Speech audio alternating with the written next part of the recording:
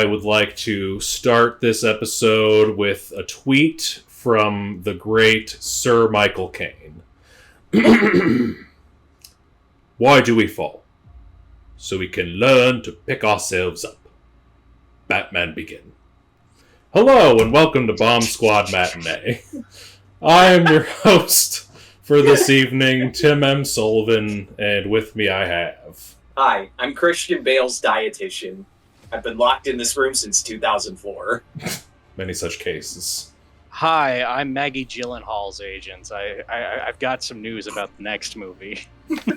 We hate to see. Do we? But you know what we don't hate to see? Christopher Nolan's Batman Begins, the film we're talking about today. This is the first film in the Dark Knight trilogy, and pretty definitively like the Batman origin story movie. So much so that in the next adaptation of Batman, that we're just gonna do a 4-minute scene real quick, and then in the one after that, they were just like, nope, they're not even fucking bothering with this. You know who Batman is. We don't need to do this again. This is the Batman origin story movie. And in that spirit, our opening question for tonight is, what is your favorite origin story movie? We're starting with Joe. Boy. Okay, so when this question was posed in the group chat, I immediately went to Google because I was... my immediate response was like, are there origin movies that aren't comic book movies? Surprisingly, there's very few of them. Because rare, a lot of them are... I was going to say, they're rare, they exist, but they're all mostly comic book movies. So I had to do some digging, because I didn't want my answer to be a comic book movie. I wanted to shake it up a bit. Mm-hmm. And then I found a movie that not only is not a comic book movie, but I actually like this movie a lot more than most comic book movies. So it worked out in my favor. And I would argue that this movie in particular was inspired by Batman Begins, because it came out the year after Batman Begins. I'm, of course, talking about Daniel Craig's first outing as James Bond, Casino Royale. Oh, shit! I mean, you could argue that it is a Bond origin story, because it almost acts as a complete restart of the series. It's him becoming a 007 and earning the mantle as, like, the name's Bond, James Bond. That's literally the last line of the movie, for a reason, thematically. Like, he becomes the James Bond of the new era. All the origins are there. They have funny like little plays on James Bond tropes. Martini, would you like it shaken or stirred? Do I look like I give a damn? Good shit like that. It acts in a lot of ways like Batman Begins. It's quote unquote the more darker, gritty James Bond movie. But what most people forget is that it's like much like Batman Begins, and honestly the whole Nolan trilogy for Batman. The James Bond Craig movies are also very fun and funny. They know to add levity, because that movie is a non-stop action thrill ride from beginning to end. Arguably some of the best action in a James Bond movie. I could probably do a whole bit just on Casino Royale and how much I love that movie. It's also debatably my favorite James Bond movie. I don't know which one I like more between that and GoldenEye. But that's my pick. Casino Royale is my favorite origin movie. Back to you, Tim. All right, good stuff. I will admit, James Bond is very much a blind spot for me. I've only seen 2 James Bond movies, GoldenEye and Die Another Day. Well, you've at least seen a good one. In fact, not even just a good one, a great one. Yeah, I hear GoldenEye's the best one. The video game's pretty cool. I'll give it that much. I do want to eventually dig into the Bond movies just because they're so significant to film. But I'll let you borrow my set. All right, good stuff. Austin, favorite origin story movie? Well, I clearly had a different understanding of what an origin story was. I was thinking, it's the origin story of something we all know, like comic book characters or products. So that's why I'm saying The Social Network. Final answer. Hell yeah. Actually, No, actually debate this. I want that to be your answer. no, my answer sucks so much worse than that. My actual favorite origin story movie is the 2015 Danny Boyle Steve Jobs. You all know this. If only Tanner was here to say the line, acknowledge the Apple II team. God. So, sure, okay, it's the origin story for the iPod. Believe it or not. But there's something, like, really phenomenal, I shit you not, about the kind of, like, tech world myth-making that Aaron Sorkin does in this film.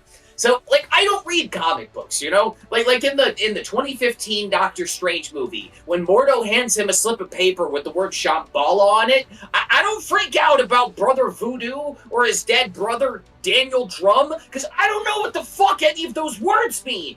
But when Seth Rogen says the graphical interface was stolen from Xerox PARC, I lose my fucking mind.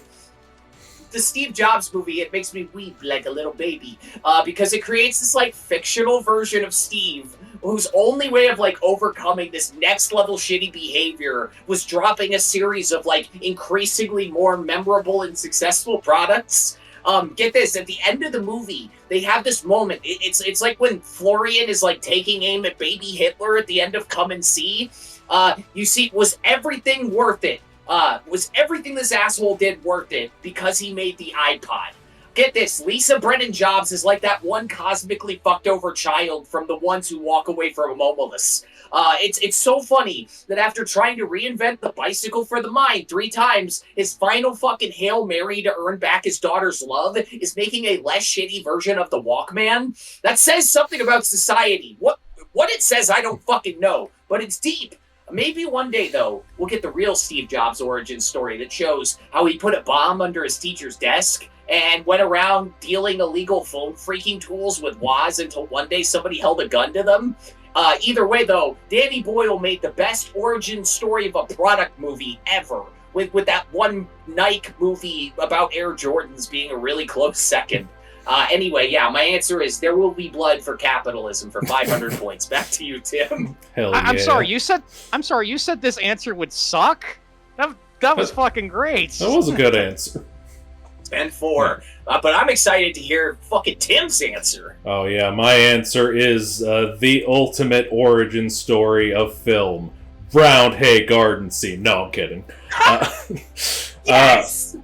No, I do have a couple honorable mentions. I guess if we have to pick one comic book origin movie other than Batman Begins, I'm probably going to go with Spider-Man Into the Spider-Verse, which is probably still my favorite Spider-Man movie in general. I know Spider-Man 2, yada yada yada, very good, but there's just something about Into the Spider-Verse that just speaks to me on a personal level. Absolutely love that film.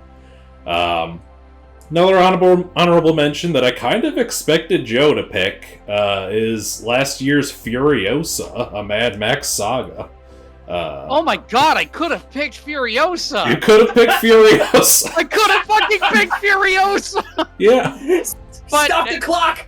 But we fucking did an episode on that. Go watch that after you're done here. Yeah, that's a very good origin story movie. My pick is, one that I knew neither of you were going to pick.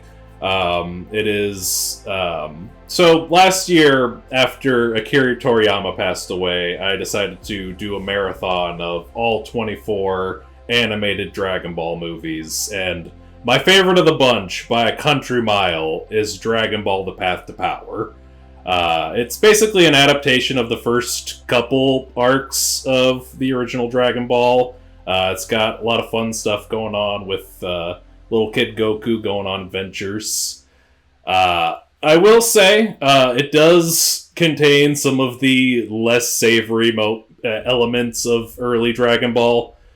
So, go in cautiously, but if you like Dragon Ball, you're definitely going to have a fun time with that movie, and if you're curious about Dragon Ball but have never consumed it at any real capacity, honestly, it's a pretty good place to start. So yeah, Dragon Ball, Path to Power, great movie. You know what else is a great movie? This film, Christopher Nolan's Batman Begins. Where were the other drugs going? I don't know. I swear to God. Swear to me!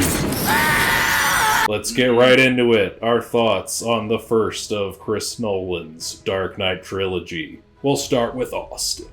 What I'm about to say might sound too crazy to be true, but sharks actually existed before trees. That's right. Sharks have been around for 400 million years, and God only dropped trees 350 million years ago. Also, a day on Venus is shorter than a year on Venus. I got this whole suitcase of shit that sounds fake, but it's 100% facts. And the nuttiest one of all is, this was my first time actually watching Batman Begins. I've never seen it before this.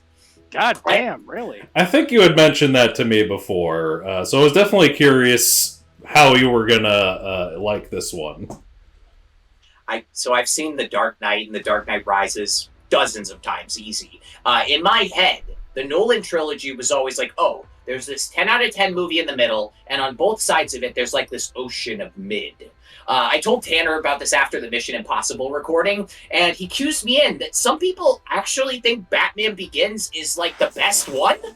I have no idea where I pitched up this assumption that Batman Begins is like the Captain America, the First Avenger of Batman movies, but holy fuck was I mistaken. It is borderline inconceivable that Christopher Nolan jumped from Insomnia to this. Yeah. That's like going from like driving a fucking bus to driving a stealth jet. Batman Begins. It's one of those movies like the Pirates of the Caribbean trilogy, where you genuinely wonder if today's Hollywood executives could even come fucking close to making a blockbuster like this. So not only did they actually build the Batmobile, they drove it through the streets of Chicago at 100 miles per hour with the fucking Ultimate Arm tracking in on its antics. Let me cue you in. Normal car chases usually sustain speeds of like 60 miles per hour, and they just undercrank the film to get the illusion of great speed. Not this! The production went to Iceland. They found a frozen lake. They tapped it with their foots, and they went, wow, this may actually unfreeze tomorrow. Better grab the dudes and get the shot. Then Liam Neeson and Christian Bale, without rehearsing, had an extended sword fight on the ice while it cracked beneath their feet. They had to keep reducing the crew size on the lake because the shoot went on, because it got more dangerous as the hours went on. They fucking hauled a 2.5-ton super techno crane up a whole real cliff to get one shot. They invented their own fabric for Batman's cape. David S. Goyer contacted the Department of Defense to ask about weapons research. They spent 10 months building the Narrows in a retired, like, fucking blimp hangar that was 800 feet long, 500 feet wide, and 200 feet high. And then, under that set, they built a real freeway with fucking manholes that functioned because they got wires under the blimp hangar. This was a James Cameron level blockbuster from the fucking guy who did Memento. Okay? I like Memento, but what the fuck? Tanner also told me about, this is like the one Nolan Batman movie where Gotham, feels like a character. Yeah. Man, the moment I saw that very distinct monorail train going through the heart of the city, I finally understood why critics were kind of bummed. They downgraded Gotham to being Chicago 2 in like the next films. Yeah. Between that, like that train and the Narrows, this felt so much more like a comic book that came to life. My theory why they did away with that, starting with The Dark Knight, is they wanted all the action scenes filmed in IMAX, which means you need an actual city with no ceiling, because IMAX is tall, and no CGI buildings. Because the real fact, Nolan wanted his VFX shots for The Dark Knight delivered in 8K, which is basically like going to the moon on 2008 computers. So keeping the CGI minimal was non-negotiable.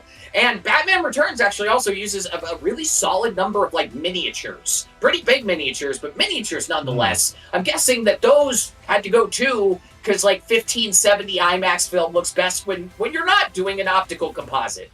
But for the people who really love a more stylized Gotham, at least we'll always have this. Mm-hmm. God fucking damn, this movie is so much better than The Dark Knight Rises. The screenplay, the action, the tone, the characters. It may always like be in second place because neither of the villains in this movie won the Oscar for Best Supporting Actor. But Batman Begins tells this really like fantastic story with a giant scope. And while nailing this gritty realism that like all comic book movies afterwards kind of strive to replicate. This is like one of the best comic book movies I've ever seen. Big 9 out of 10. Thank you for making me watch this. Back to you, Tim. Hell yeah, we've exposed Austin to Kino. Alright. Joe, thoughts on Batman Begins? Alright, just gonna throw my quick negatives out of the way. Biggest fault this movie has.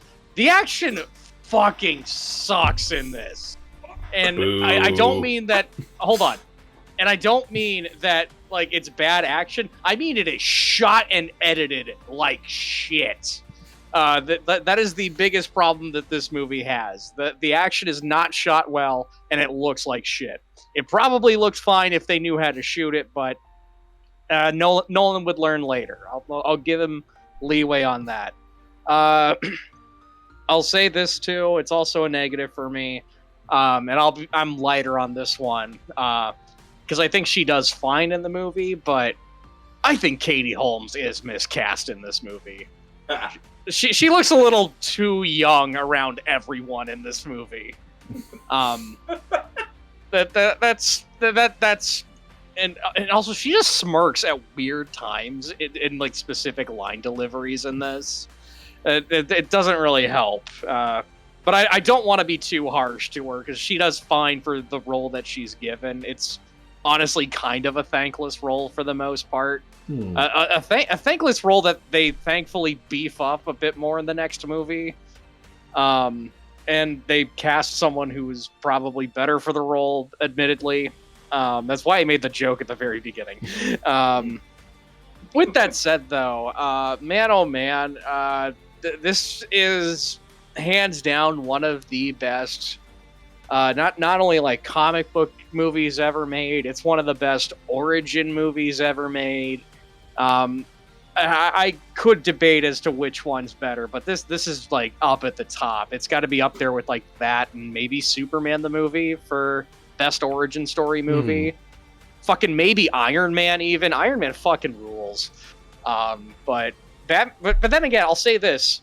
In comparison to both, in comparison with Iron Man, in the same way that Iron Man like kind of changed film forever, Batman Begins kind of changed for film forever as well. There weren't a lot of movies that looked like this before. Like, not well. I mean, there was probably like smaller budget movies, but like massive blockbusters did not look like this before.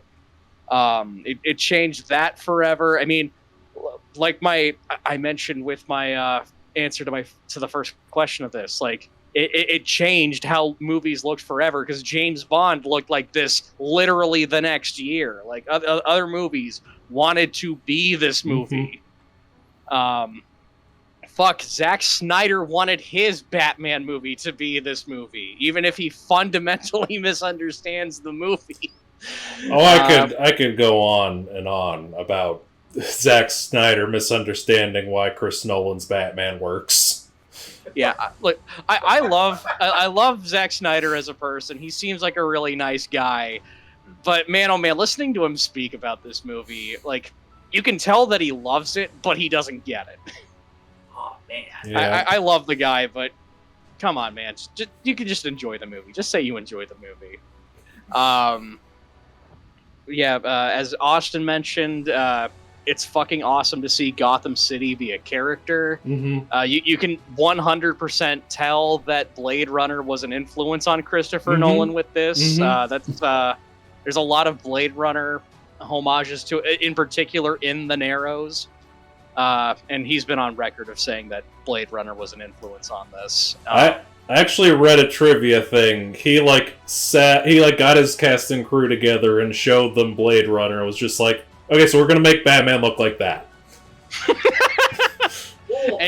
And you know what? Good on him, because it made for a memorable Gotham City.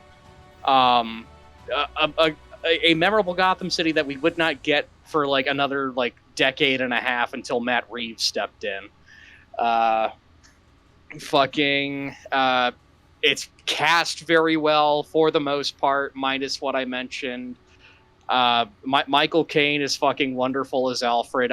In fact, I'm gonna go as far as to say, aside from maybe Heath Ledger and Aaron Eckhart, the best cast in the entire Dark Knight trilogy is Michael Caine as Alfred. Mm-hmm.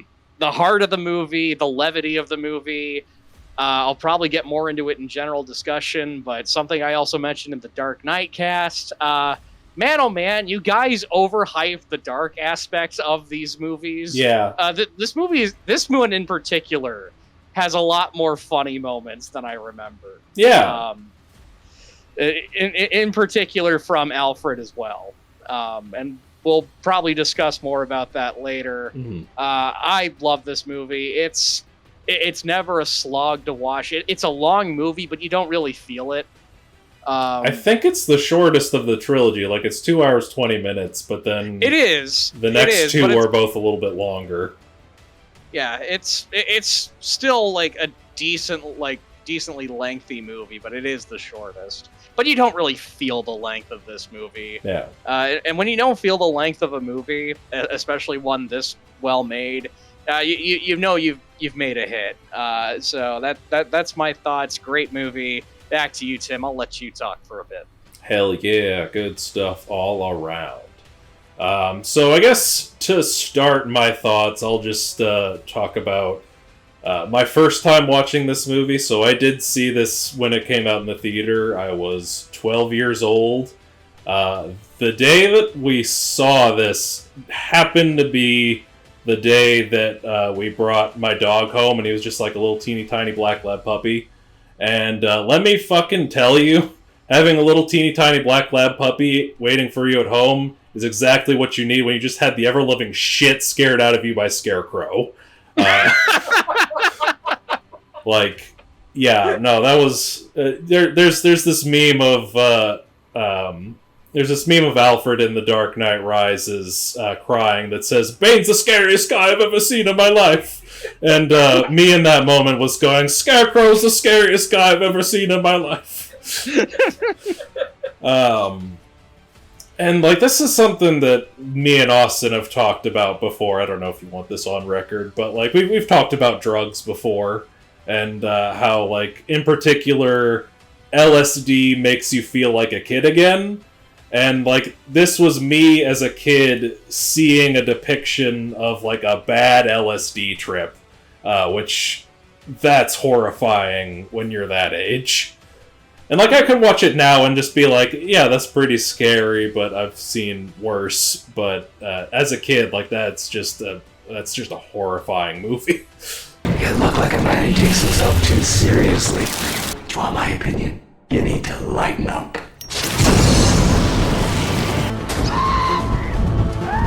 That element of it aside, yeah, I absolutely love this movie. It kind of, what Austin was alluding to, and it kind of falls into a similar camp to Matt Reeves' The Batman, where I think it's a better Batman movie than The Dark Knight, even if it isn't a better movie than The Dark Knight. I think it captures sort of the heart of that character and his world better. And like we've talked about, specifically Gotham feels like Gotham and not Chicago. Like, I've driven through half the set of The Dark Knight multiple times on accident. But this one definitely has like more of a special feel to it, and like we were saying, Gotham is a character in this movie, which is something I appreciate. Like, that's what I love about the Tim Burton Batman movies, and what I love about the Matt Reeves Batman world is that it feels like Gotham, and like this movie has that. So I love that. I love Liam Neeson in this movie, and like at that point in my life, The only Liam Neeson thing I had seen was Star Wars Episode 1, The Phantom Menace, so it's just like, it's Qui-Gon! Qui-Gon's training Batman, let's go! I remember being a kid feeling the same way. Yeah. I didn't think about that. As someone who didn't see this when I'm a kid, I gotta realize this now.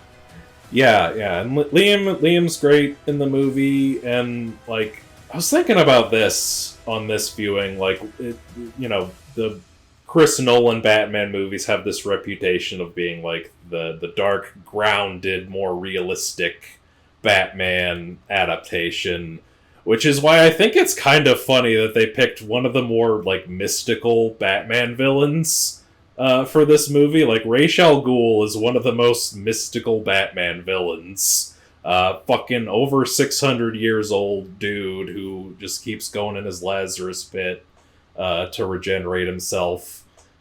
Which might be, like, an extra textual thing in this movie. I think I read something about that a long time ago, but, like, it's not in the actual movie. If that's canon, it's purely extra textual. I don't know. But yeah, Ra's al Ghul is just a very interesting character, and he's played magnificently by Liam in this movie. Christian Bale as Batman. We've already talked to death about him in the Dark Knight podcast, but he's great in this movie. One of the trivia things that I read about this was that, like, he wanted to his like want to be Batman was inspired by one of his buddies lending him the comic Arkham Asylum, which I have a copy of right here. It's a pretty good read. Would recommend it. It's very dark, so if you're gonna read it, be prepared for some themes. Some fucking insane artwork too. Yeah, but it's a really good comic, and he read it and he just, like, told his agent, like, if they make another Batman movie, I want to be Batman. After he read that, which I thought was cool. Fantastic film, and it's a movie I wanted to talk about because it's a movie that's very good, even if it has to live in the massive shadow of The Dark Knight. But I think it deserves to shine on its own merits because it's just a very good movie. So yeah, that's just about all my thoughts before we go into general discussion. But I have one more thing, and as I start, Austin might know where this is going.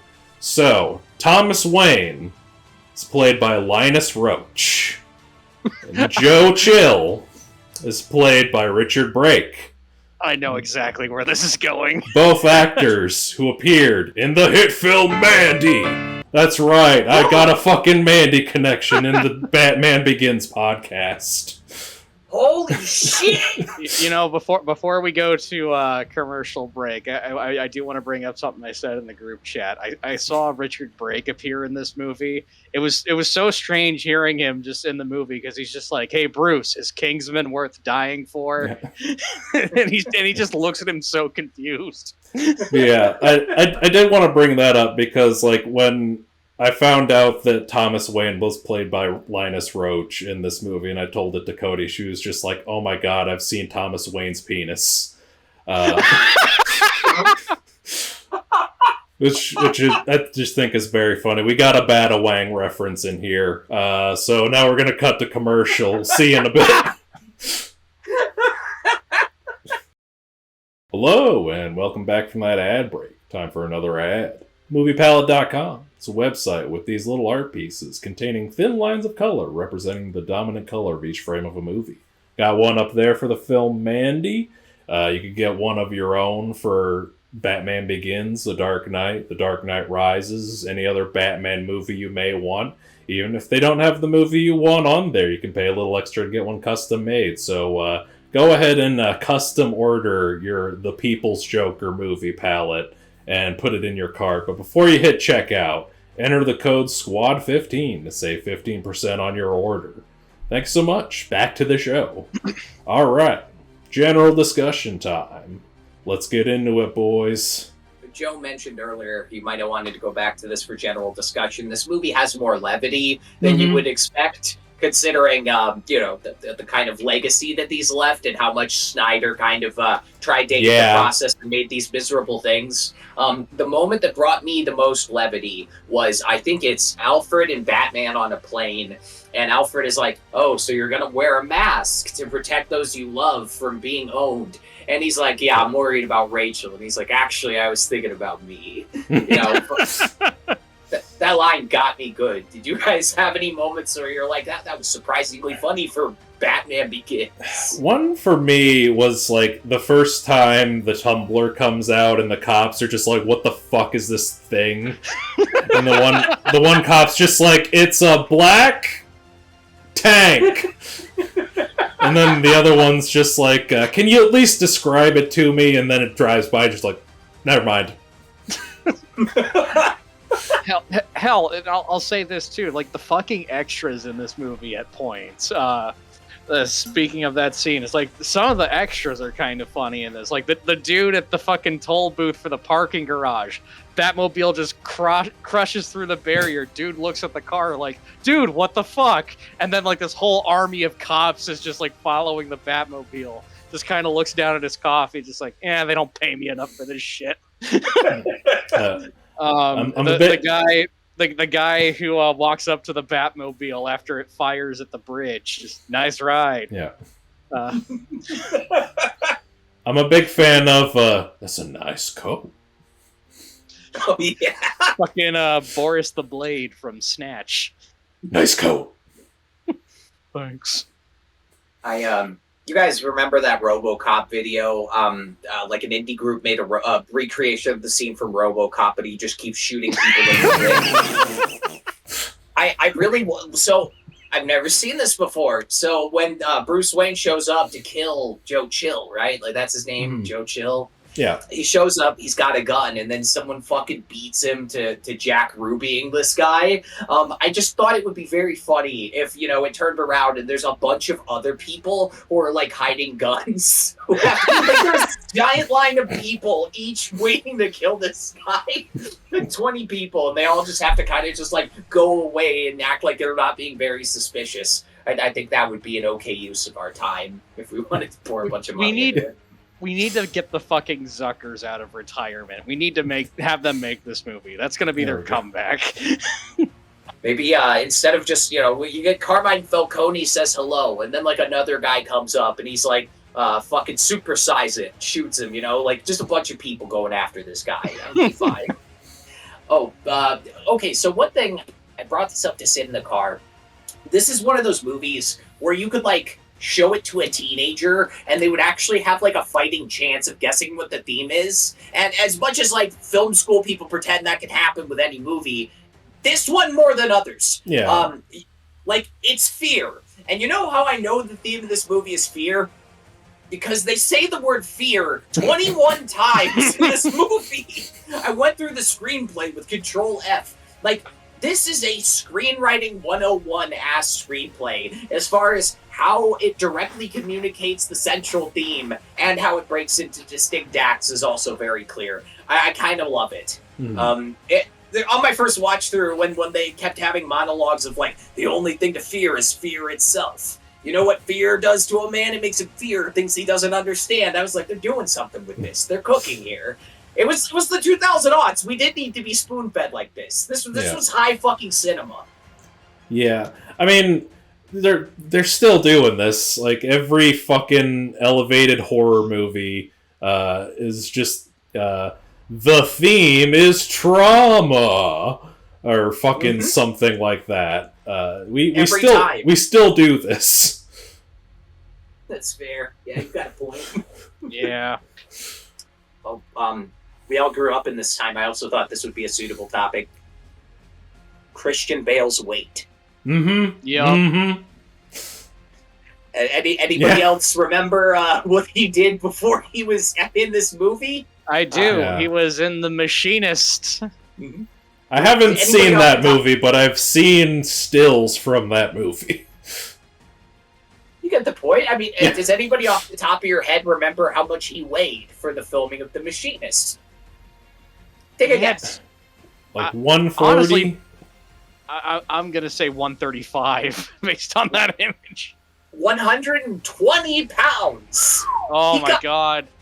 Basically self-induced anorexia. And then after the machinist is done filming, Nolan calls him and he's like, hey baby, you want to be Batman? You got to get big to be Batman. Get as big as you can, was basically Nolan's words. So fucking Christian Bale just starts eating and fucking lifting, and he gets all the way up to 220 fucking pounds. Mm-hmm. And then he goes in for costume fitting, and they're just like, ooh, I think you gave him the wrong note. And one of the guys who was on set getting his costume ready actually said, I did not know we were making Fat Man Begins to Christian Bale. And so then after this, like, he gained like all this fucking weight. He had to lose 30 pounds in order to get to the Batman we see on screen. Yeah, it's fucking crazy what he had to go through to be Batman. Man, I would love to weigh 220 pounds again.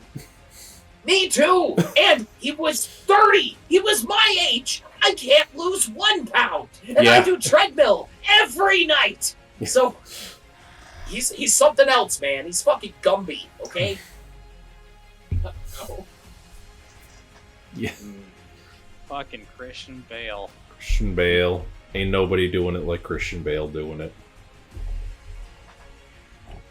This movie was also developed under absurd secrecy. If any of you, either of you get a whiff of how they developed this, they treated it like it was the fucking Manhattan Project. That sounds about right. surprises me, but doesn't surprise me all at once.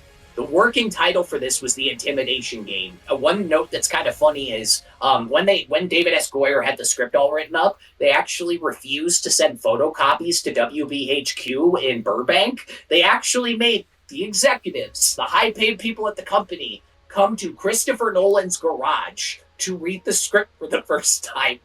They fucking summon the suits, and they're just like, get in here. And you fucking see the door just slow opening with the fucking chain bowling. Yeah. This was made under fucking cloak and dagger. Fun bit, though. 2 people actually figured it out before the press release. One, David S. Goyer, he has a comic book shop that he's been going to for like fucking ever. And one day he went there and he got 6 Batman graphic novels at once. And the dude who owns the store immediately was like, dude, you're making the Batman movie. And then one that was much less fair is Chris Nolan and David S. Goyer always went to the same diner for like breakfast every day. And some fucking asshole had like a fucking, like a listening dish, like a fucking microphone pointed at him or something, and went online and was like, David S. Goyer and Chris Nolan making a Batman movie, breaking news. This was 6 weeks before WB announced the project. Because they ate at the same diner every day. Honestly, nothing is sacred. Yeah. I thought that story was goofy. That's like what they do to fucking Marvel shit now. And this was back in 2005. Nuts. Yeah. I do want to bring up how, like, Christopher Nolan is, like, the most PR-trained director in Hollywood. Because... Really? Just, like, specifically, whenever he was doing interviews for his press tour for, like, Oppenheimer, people kept asking the fucking, what do you think about Marvel question that they're asking every fucking director now. In every interview, and it's just like, what do you think of Marvel? What do you think of DC? You made some Batman movies. What do you think of these new Batman movies? And he's just like, nope, not doing this question, because you're looking for a headline, and that's the only thing anybody's gonna read. And they prove his point by making that the headline. Just, Christopher Nolan refuses to talk about comic book movies. Oh, those fuckers! Journalists, they fucking suck. I love it. Everybody's like trying to defend journalists in the Fifth Estate. We're just like, no, the way you treated Nolan with that Marvel question, honestly, deserved. Fuck it. I guess media journalists. Media journalists specifically. Media journalists. Okay, we'll weed out the weak. Specifically, media journalists. Paparazzi. Oh, paparazzi can go to hell. Definitely them. Anywho, I wanted to bring this up because we were talking some behind-the-scenes stuff prior to the movie being made. I wanted to talk about potential directors and potential Batmans. Wow. So the road to Batman Begins after Batman and Robin is an insane one, because they kept trying to get Joel Schumacher to make another one, despite Batman and he also wanted to make another one. And he did. They just kept trying to hand him the Bat credit card. Yeah. So I can't remember what one of them was. I think one of them was a Batman versus Superman script, and I think it would have had like Jude Law and Colin Farrell in the title roles, if I remember correctly. Why did you say those names? I know. There was a intended sequel to Batman and Robin that would have been called Batman Triumphant. Harley Quinn would have potentially been played by Madonna, but the main villain of the script was going to be the Scarecrow, played by none other than Nicolas fucking Cage. Oh, hell yeah. Nice. But the one that he really wanted to make, and he's been on record of saying this, he wanted to make a faithful adaptation of Frank Miller's Batman Year One, which is basically what this movie is. Yeah. None of those projects saw the light of day, so they went to other directors, including David Fincher, who was very interested in it, and also wanted to adapt Batman Year One. I can't exactly remember what happened that led to him not directing it. I don't know if it was creative differences. But other intended directors before they got Nolan, we've talked about them before on the show. It's the Wachowskis. Hot off The Matrix. They submitted a script, and Warner Brothers just looked them in the face and just said no. Oh, Damn. So those were some intended directors. Man, after Bound, I want to see like the Wachowskis like Harley and Ivy movie. That would fucking rule. I'd love to see that. And I had the name. Oh, someone wanted to make a Batman Beyond movie. I do remember that as well. But then they got Nolan, and then the rest was history. Casting Batman before they wound up on Christian Bale. A couple of names that were considered. Josh Hartnett, my boy Josh Hartnett, we heart Hartnett, did not wind up getting the part. This was around the same time that he was like, they were trying to make him a movie star. You know the Joker? The crazy dude?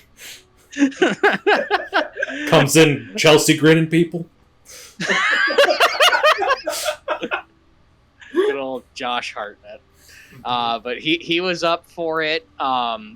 Famously, Cillian Murphy was also up for it.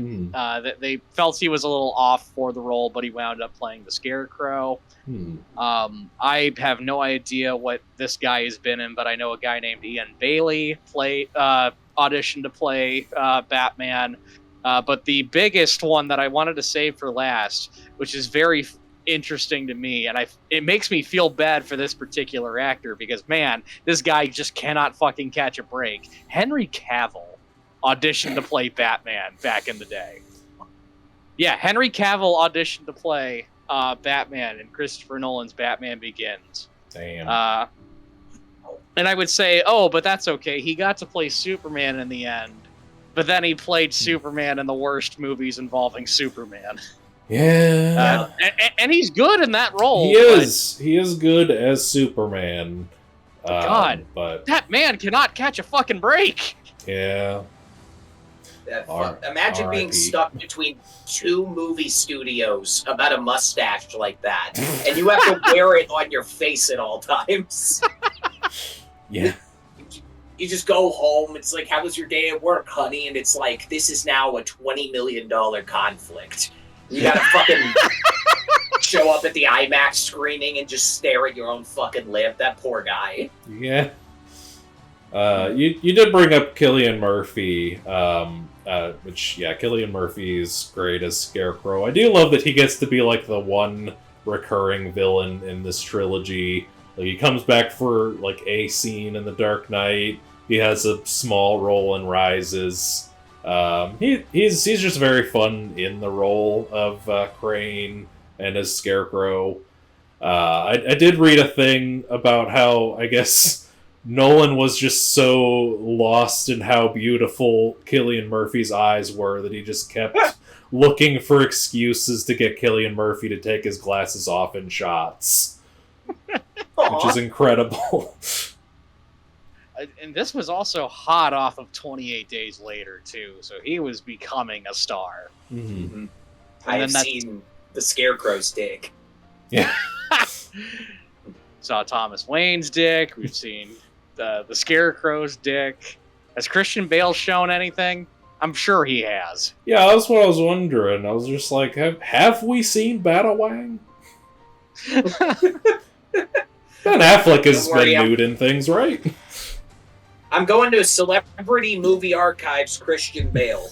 Go to MrSkins.com. American Psycho. Hey, there we go. Okay, there we go. So we have seen Batawang. Yeah. I remember when I went to see The Lighthouse when it came out, at the very end, some guy in the theater just whispers, "Wow, that was the darkest Batman prequel I've ever seen." I was like, then you haven't seen American Psycho, motherfucker. God. This rocks. On the subject of Cillian Murphy, man, oh man, what a fucking great year for him to be playing villains, because he was also in the Wes Craven movie that I honestly kind of think is slightly underrated. He was in Red Eye that same year with Rachel McAdams. I've heard that movie's good. A 4K of it came out not too long ago. It is pretty good. It's one of Wes Craven's more underrated movies. You know, I was wondering to myself, whose penis haven't we seen? And my mind next went to, you know, like, has Liam Neeson ever been naked? And the poster for The Naked Gun came up. Let's go. That concludes that journey. Oh, God. One thing I liked from watching the bonus features was, so the violence in this film, right? It was crafted like a certain way as a response to Crouching Tiger, Hidden Dragon, and Joe, you were just talking about The Matrix. This is actually a response to the way The Matrix did its fight scenes. So Nolan thought, and says this, that fight scenes in the mid-aughts involved like too much wire work and more closely resembled dancing than actual like brawls, you know? He wanted the violence in Batman Begins to be, like, concerning. Like the way when you're watching, like, two dogs fight. And I think there's actually a direct nod to this, to Nolan's thinking, when Liam Neeson is beating the shit out of Bruce Wayne, and he straight up says, "This is not a dance." He wrote it in the script. He was blunt about everything, you know? Yep. This ain't a scene. It's a goddamn arms race. You know, the violence in this, it feels less comic booky when you can fucking see it. It feels, honestly, I think this is an apt comparison. It feels more like a Bourne movie and how they do violence compared to, like, just comic book movies. Which, man, oh man, that's a fucking debate as to the grounded grittiness of cinema. Did Batman Begins start it, or did Bourne start it? Bourne started it. Bourne came out earlier, I'd imagine. And they were hits, but which one had more of the impact? No, grounded realisticness in movies started with The Fast and the Furious, clearly. Tim, I'm wondering, do you agree with Joe that the action scenes in this are kind of piss? There's a lot of really quick cutting, there's some shaky cam. How do you feel about Joe's thought that the action scenes in this are a weak point? I don't agree. I kind of like what you were saying, how it's like meant to feel more concerning, more like you're watching people trying to kill each other. That's my takeaway from the action in this, I guess. And then in The Dark Knight, it's, you know, made more of a spectacle with like the big vehicles going all over Chicago. The very visible Krav Maga fights where you could see everything. Like no more of this quick cutting, none of that bullshit. Like, if I'm remembering right, all the fights in The Dark Knight are just like they're very like a John Wick kind of thing. They aim straight at him, and you can see what's happening. Yeah. Yeah. Joe, did any of Tim's words or my words change your mind? No, not really. Like, I don't want to like say that the action is like the worst thing ever per se, but man, oh man, they should have shot it better and they should have edited it better. But I totally get the points that you guys have made. And I'll say this too, when I say action scenes, that does not include the fucking Tumblr chase, which is easily the best scene, the best action scene of the movie. Which, man, oh man, the things that made me blush and smile, fucking miniatures. I love seeing miniatures. When the Batmobile is driving on rooftops, that's a fucking miniature, and it looks so good. The train crash at the end is a 1/6 miniature. So 1/6 the size of a real monorail train. It was fucking enormous. And they have footage of them doing the crash on set, and somebody had to do it. This like happens all the time. The second it's done, somebody's like, all right, reset. You know, it's a fucking joke. Because you can't. Yeah. It's like, again, it's like I just get excited every time I see miniatures. The only other time recently that I got super excited seeing a miniature was I had rewatched all the Transformers movies. That shot where they fucking go through the building, most of that's a fucking miniature, dude. It looks so good. Mamma mia. Miniatures in movies, we need to do that more. We need to stop using CGI and the fucking volume. I'm that's just gonna be a recurring bit. I'm just gonna keep shitting on the volume forever now. It was a good idea in theory. It was okay for exactly one season of The Mandalorian, and then we watched it fuck up some really big blockbuster films. Sayonara, Ant-Man trilogy. This is probably, I would argue, the most Bruce Wayne any of these adaptations of Batman have ever felt. Or it's like, I feel like Christian Bale is like actually playing a dual identity in this, where it's like you can tell there's Bruce Wayne, the billionaire playboy asshole. There's Bruce Wayne to everyone else around him, and then there's fucking Batman. Like, this is probably the most that there's been like a clear defining like persona change with the character. And honestly, it's like the way that they go about it. Yeah, no, I probably would not suspect that this man was Batman. I just assume he's a playboy asshole. Now, if you told me that Keaton was Batman, I'd fucking believe you. He's fucking nuts. Yeah. I do like how in this one, like, Alfred is basically saying, if you're going to have all these bruises, you're going to have an excuse for them. Go on dates, go hiking, go do fun stuff. And he's just like, okay. One thing I really liked is when Alfred is like, all right, you need to start pretending to be a billionaire. He snaps right into it. Yeah. He's so fucking good at it. Like the next scene, he's got hoes. We don't know where they came from. He just picked them up. And they're like, fuck, he's like, I'm buying a hotel. You ever see the beginning of Crazy Rich Asians? That's me. And they fucking chill in like a fountain. I'm like, wow. It is like second nature to him. He is as good at being like fucking height of his fame Justin Bieber as he is at being Batman. There's no like getting the hang of it where he's just like, oh, here, let me tip the waiter. And they're like, no, don't stop it, you know? Like he's just right in there, you know? And it is also funny how every time that Katie Holmes shows up, he's been doing serious fuckboy shit up till that exact moment. And then it cuts to a close-up on his face, and he's like, actually, I'm very sensitive. Actually, this isn't the real me, you know? He says, like, fucking coke under his nose. It's, honestly, he's a triple agent. There's like Bruce Wayne around Rachel, Bruce Wayne around the rest of the public, and then Batman. Yeah, and like, I feel like there've been a couple of adaptations of Batman where like they try to give him a love interest, and it works better sometimes than others. I think it works better here than probably any other Batman thing.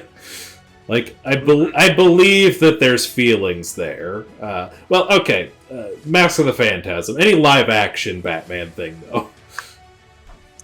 There's a good amount of Batman movies. Like, I feel like this way about, like, the 90s movies, where, like, the romance is that thing in movies where it's like, this is the hot boy, this is the hot girl, the ones who pop up the most, they gotta kiss at the end, even if you're not feeling it. Yeah. That's not how it goes in this movie. You really want them to be together. Yeah. And Nolan knew that.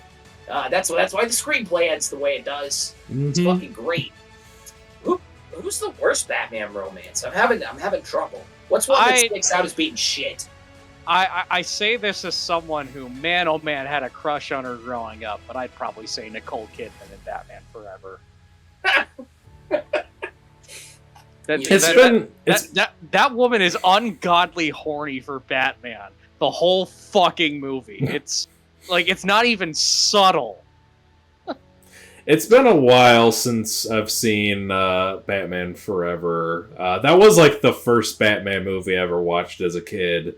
But like anytime I try to watch, I do like the '89 Batman, but anytime I watch it and I see like them kind of shoehorning the romance with Vicky Vale, I'm just kind of like, whatever. I could take or leave this. The only other Batman romance I ever gave a shit about is it's in Batman Returns. It's the Catwoman and Batman dynamic. That's the only one I ever really gave that much of a shit about. Well, like Tanner was kind of saying something about like I'm thinking that the two leads in The Mummy is hot is boring, but thinking the two leads and wanting to fuck both Harry and Sally is the new bisexual. And I feel like that's the same thing for Batman Returns. Is like, oh yeah, you want to fuck both Bruce Wayne and Selina Kyle in that movie. Like, I know for a fact that's a lot of older bisexual people's awakening. Just like, why do I want to do them both? You know what? On the subject of Batman Returns, I'll say this as kind of a kind of sort of ish negative towards Batman Begins. I want to talk about the Batman killing thing real quick. Yeah. So, I mean, like, you got to go by the adaptation. And it's admittedly very funny in this when he finds a loophole for Ra's al Ghul in this. But it's like, it's very clear that man has a no-killing rule. Yeah. However, I will say this, though. When Batman kills people in the Burton movies, it's always fucking very funny. Just fucking throwing people off buildings. Like, the first thing that he does as Batman in Batman Returns is set a guy on fire with the Batmobile. Oh, Jesus! Yeah. Burton was on something. I gotta go rewatch those movies now, knowing that he doesn't have a kill rule in those movies. Batman's as much a fucking murderer in those movies as the fucking villains. Holy shit. Yeah. He straps a bomb to a dude's chest and shoves him down a fucking sewer grate with a smile on his face. Penguin was just trying to get into politics. Batman just comes in here. But no, you did just remind me of something I wanted to bring up, which is the other big rule with Batman is no guns. And I think there have been exactly 2 times where I've seen Bruce Wayne holding a gun and thought it was, like, well done in the story. First one is the opening scene of Batman Beyond, where he's an older Batman getting his ass handed to him by some thugs. It's his last resort. He reaches for a gun, points it at the guy, and he's so horrified by what he just did that he hangs it up. Never again. That's number 1. The number 2 is in this movie, where he's not Batman yet, and he's just like, I want to fucking kill Joe. But he doesn't do it. He has the gun, and he gets got by somebody else. I think those are the ways that you show Batman with a gun, not whatever the fuck Snyder was trying to do. I'm thinking of that scene with Batman and Batman v Superman fighting the thugs, and I'm just thinking of the caption above it as the scene's playing, where it's like, I'm heading over to the orphanage to hand out sandwiches. Oh, what kind of sandwiches? And then just right below it, it's just Batman beating the shit out of people. My favorite kind. Knuckle sandwiches. All while Lowrider by War is playing.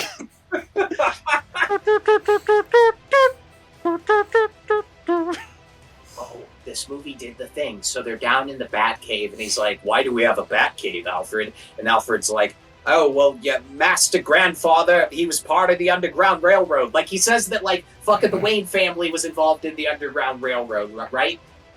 I don't remember if I learned this recently, but it wasn't literally underground, I think.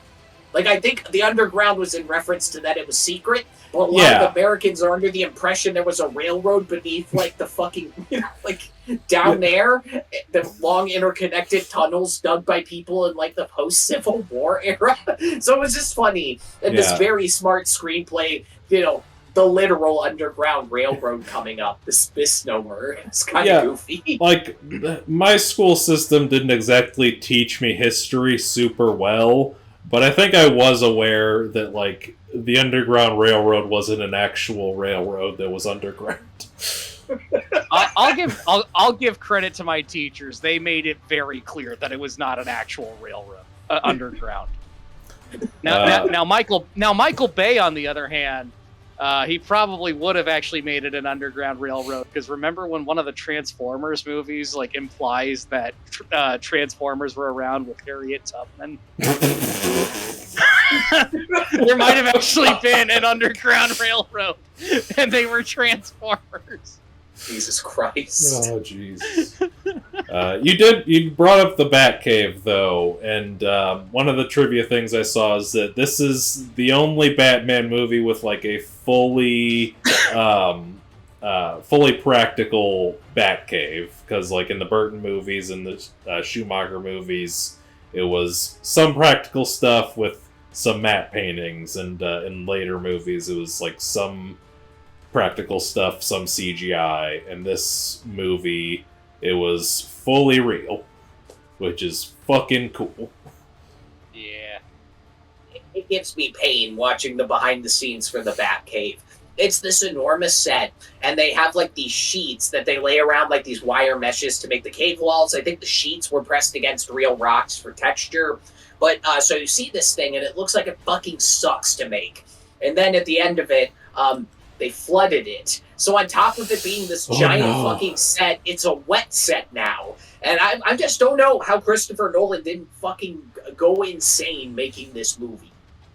Yeah. He just had that juice. He got that dog in him. That producer wife, I'll say this, since we're on the topic of the Batcave and scenes involving the Batcave. And this also kind of ties in a little bit. I love all the minutia and, like, all the explanations that they have to, like, give the audience to, like, make it clear that, oh yeah, there's no way that they're going to suspect that he's Batman. Where it's like, oh, they have to buy all these pieces in bulk, and we got to buy them from different companies. Well, then we'll have spares. At least they gave us a discount. Again, going back to the humor. There's little tiny bits of humor in this. This isn't all just dark and gritty. I don't know. There's something about the minutia of having to explain how to make it so that nobody suspects that he's Batman. There's something kind of fun about it. Mm-hmm. Or at least it's fun in this movie and not in fanboy nerd discussions. Yeah. Yeah, I would much rather have the movie do this in a fun way than some fucking fat nerd describe it to me. Absolutely.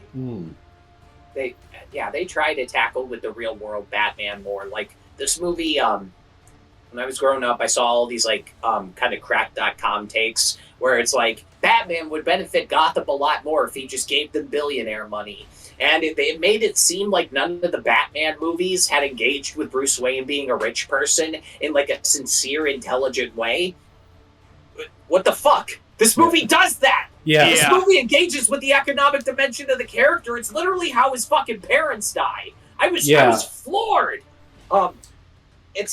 Also, Nolan says on the commentary that they like avoided making the Batcave a specific, like they wanted it to be a real cave because his angle was like, how would he make the Batcave without anybody finding out? So it's much more believable that he found a real cave, made an elevator, you know.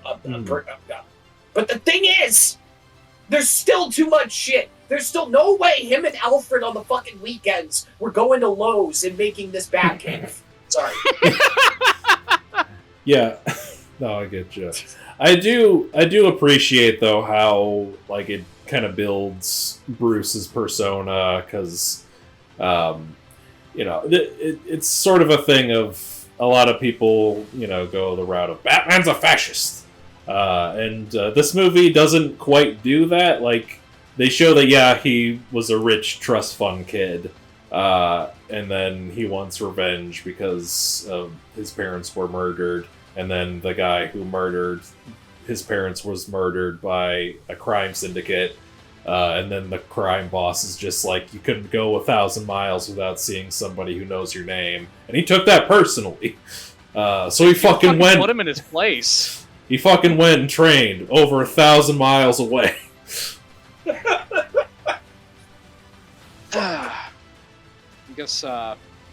Because we're hitting about an hour, I want to bring up at least one last topic, and it's specifically how I experienced this movie for the first time. So I technically didn't actually watch Batman Begins for the first time. I experienced it, the entirety of it, through the PlayStation 2 video game before I saw the movie. Whoa! Is the game good? Because I never played that one. I've played it fairly. It's fun, but I don't want to necessarily call it good. Specifically because it's a little too repetitive. A lot of it relies on stealth. And the dialogue, man, oh man. It's very funny when you watch some of the behind-the-scenes videos of it. Because they got the whole fucking cast, minus, I think, Gary Oldman, to do the voices for the video game. And in the behind-the-scenes of it, where it's just all the cast talking about it, they're making fun of the script. And they're like, he's like, and Michael Caine in particular, he's like, I was reading the script for this, and the line here is, it's like, make haste, Mr. Wayne. And then I just looked at the director, and I was just like, you know, I think he would just say, hurry it up, Master Wayne. It sounds too Shakespearean. Yeah, it is. Did that have any effect? Sorry. I was just gonna say, it is funny that like Batman Begins is the only one in the trilogy that got a tie-in video game, because then like The Dark Knight came out and it's just like Rocksteady's like, no, we're making Arkham Asylum. We're making real games now. Don't worry. There was gonna be a tie-in game to The Dark Knight, believe it or not. I think Heath Ledger's death prevented that from happening. Sometimes you gotta take one for the team. Yeah. It would be so stressful working on the Dark Knight video game. Like, would you want to work on the Citizen Kane video game? You know, you got fucking tight deadlines. You're everything's fucked. You're getting paid like $20 an hour to make a fucking giant open world map the size of Texas, and then the movie comes out and everybody's like, this is the greatest film of all time. And you're fucking looking at the punching mechanics and the hitboxes are all fucked up. Like, nobody wanted to work on that game, at least after the movie came out. Yeah, that's fair. You were asking sorry to interrupt you, Tim. You were asking a question, Austin, before Tim's point. It's related. What is your question? How did playing the video game affect your viewing of the movie? Because I imagine maybe it had the whole plot of the movie. It's basically the same thing, but like little asides that aren't in the movie. Victor Zsasz plays more of a character in the video game than he is in the movie. He's just a bald guy with a knife. In like one scene.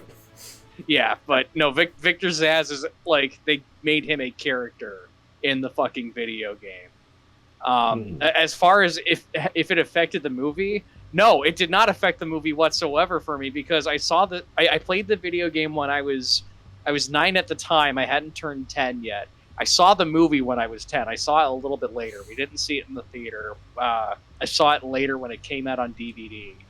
And when you're 10 years old, Batman Begins is the fucking greatest movie ever made.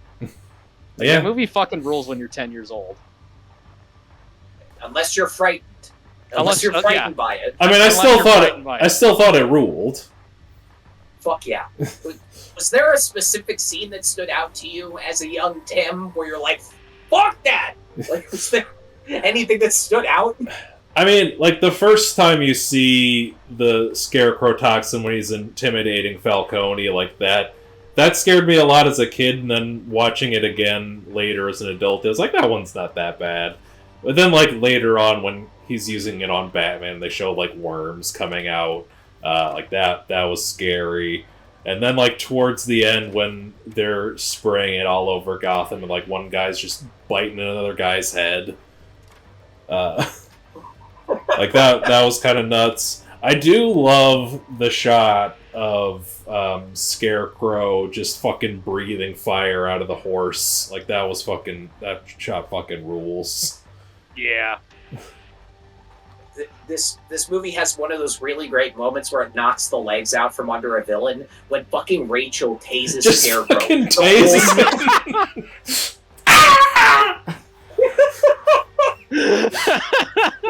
The whole movie, he's been so intimidating, and it's just the fucking noise he makes, and he, like, the horse just kind of rides away like, we're getting out of here. Like, it was so good. Fucking love that shit.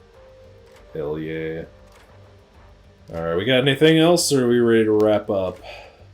I have one quick thing, but it can just be done and over with here quick, and then we can wrap up.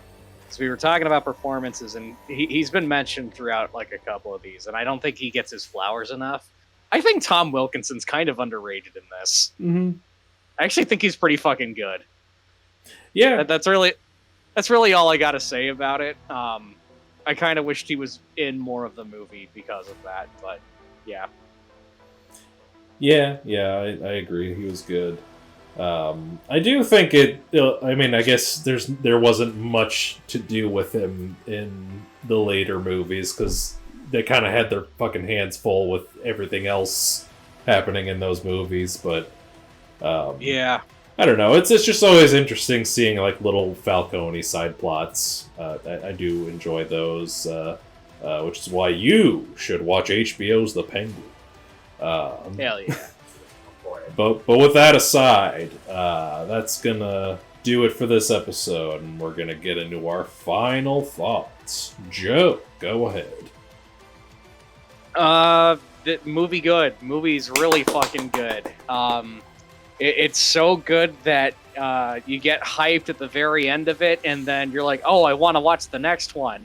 And then, surprise, the next one is not just good, it's fucking even better. Great movie. Even when you take away The Dark Knight, it's still a fucking great movie. This movie changed cinema for a reason. For better, for worse. See it if you haven't. I don't know how you haven't at this point. I mean, Austin was one of those people at one point. He might have been the only one who hadn't seen it yet. But if for some reason you haven't seen it, see it. It's a great movie. Back to you, Tim. Hell yeah. Austin, final thoughts. When you see Christopher Nolan's name in a trailer, and everyone in your fucking theater is like, what? The beginning of Christopher Nolan as, like, the event filmmaker we know him as today, when the reason that his fucking name has weight behind it, this fucking movie started that. Also, when Ra's al Ghul fucking revealed that they were doing shadow sanctions on Gotham, I almost climbed up the fucking walls. This is truly one of the all-time greats. Hell yeah. Speaking of, like, when you see Christopher Nolan, you go, what? I specifically remember when we watched Sinners, and the special thanks section had Christopher Nolan. Like, me, Tanner, and Sydney were just kind of like, what? what are you doing here? I mean, I guess you can special thanks anybody, but then you revealed that there was, like, reasoning for that, but I was just kind of like, yeah, thanks, Chris. I like your films. Special thanks to the credits. Yeah, good stuff all around. Yeah, this is great film. One of the best Batman movies. It is definitely a movie that lives in its younger brother's shadow, but I think both movies, Batman Begins and The Dark Knight, stand on their own merits. Dark Knight Rises, not as much, but there's some fun memes with that one. But yeah, Batman Begins, excellent Batman movie, excellent origin story, and honestly one of the best comic book movies ever made. If you haven't seen it, it's on Max, which is going to be HBO Max again soon. They're fucking something. Watch it on a streaming platform or get the 4K. I have the 4K. That's how I watched it. That's how I watched it too. It's a good looking movie. Check good looking it out. movie and a good looking 4K. Get the 4K if you haven't. Yeah. There's too much DNR. Some people's faces look a bit waxy, but holy shit. Yeah. Fair enough. Very So good. The Dark Knight looks better though. I will say that. Yeah. Good movie. Watch it. What a picture. What a picture. A lot of killing. But Not that much kill. yeah. In any case, that's going to do it for this episode of Bomb Squad Matinee. Thank you for tuning in. If you're listening on the audio platforms, leave us a review, give us a thumbs up, tell us how we're doing, tell us what you think of the podcast. We appreciate your feedback. If you're watching on YouTube, thanks for watching. Leave a comment below. Let us know, what did you think of Batman Begins? Is it your favorite movie in the Dark Knight trilogy? What's your favorite Christopher Nolan movie? Christian Bale, what's your diet routine? Comment below, let us know. And while you're down there, hit the like button if you like the video. Hit the subscribe button if you want to see more. And hit the bell icon to get updates when we upload stuff. And if you'd like to support us further, consider donating to our Patreon. $5 tier gets you access to some commentary tracks where you listen to us talk and goof and make jokes as we watch movies. You guys just recorded one for Mr. 3000. We did, yes, because we hadn't done one in a second, and I begged Tanner to do one, and he's like, Mr. 3000 or nothing, and I was like, fuck it, let's do it. Yeah, we got to do some more. I need to rip my Blu-ray of Sonic 3 so that we can finally get that one done.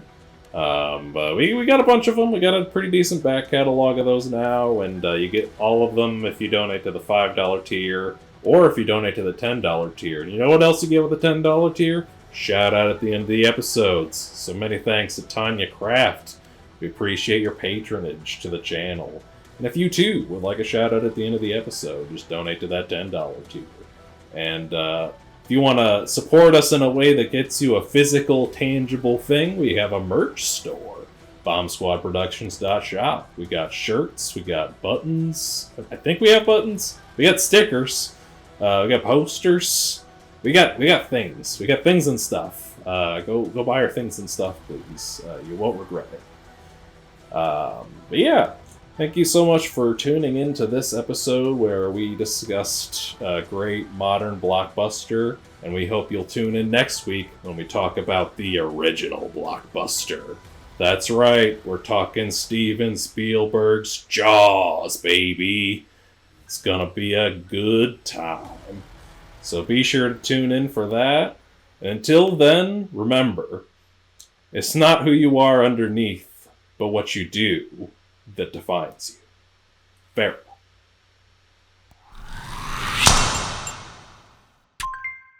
I'm Batman. Just slid my ticket across the table and I said, sorry guys, I gotta see about a girl.